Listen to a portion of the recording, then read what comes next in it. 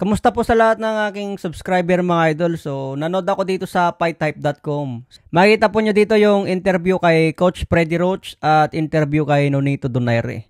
So, ito yung sinabi ni Coach Freddy Roach sa kanyang interview. So, bumilib din siya kay Naoya Inoue dahil malakas daw si Inoue, talagang dangerous. So, na-impress naman si Coach Freddy sa pinakitang performance ni Inoue.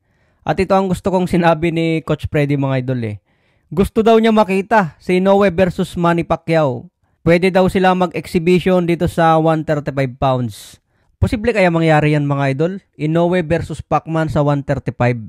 Kung aakyat lang din naman si Inoue sa 135 at makipag-exhibition kay Pacman, maganda labanan na lang niya sila Tank Davis at Stevenson. Pero itong sinasabi ni Coach Freddy mga idol, parang dream match daw na gusto niya makita. Kasi binanggit niya rito na kahit may edad na si Pacman, kakayanin pa daw lumaban sa mababang dibisyon. Something I would dream about. Up a little bit. 140? 35. Pero yung exhibition na binabanggit ni Coach Freddy, tingin ko hindi na yan papatulan ni Pacman, no? Kasi active boxer itong si Inoue, saka isang Asian. Pero kung pera-pera ang labanan mga idol, baka gawan ito ng mga promoter. Alam nyo naman yung mga promoter dyan sa Japan, US. Pero next year, nakatakdang lumaban po si Pambansang Kamao kontra Buakaw ng Thailand. Maganda rin abangan to dahil parehas legend. Lamang pa rin dyan si Pacman dahil boxing ang laban Hindi naman magagamit ni Buakaw yung talent niya sa kickboxing dahil kamay lang ang nagagamit.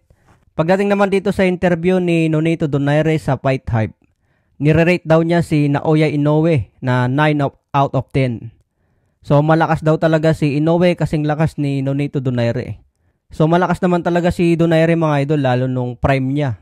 Talagang nanginginig ang bawat tamaan ni Donaire lalo na pag tinamaan ka ng left hook, katapusan mo na talaga. So nandun pa rin yung respeto ni Donaire dito kay Inoue. Ang kinulang lang daw talaga kay Fulton wala siyang power para katakutan ni Inoue. Ganyan naman talaga mga idol, kapag hindi mo naramdaman yung power ng kalaban mo, magkakaroon ka ngayon ng kumpiyansa para maging agresibo.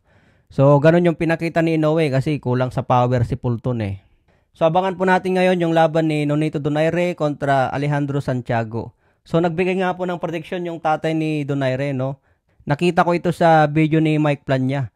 Sabi ni Donaire Sr. na knockout daw ang abutin ni Donaire. Coach, prediction daw mo kay Junjun Dua, Coach, Santiago. Knockout siya. So, abangan po natin ngayong linggo kung maging WBC champion ulit si Nonito Donaire.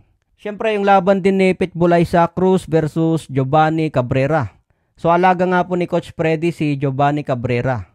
Magandang laban din ito dahil matangkad itong si Cabrera. Siyempre, ang pinakaabangan ng lahat yung main event. Sabi nga po na Errol Spence kung sino ang mananalo sa laban maging number 1 pound for pound. Pero isa lang talagang siguradong prediction ko dyan.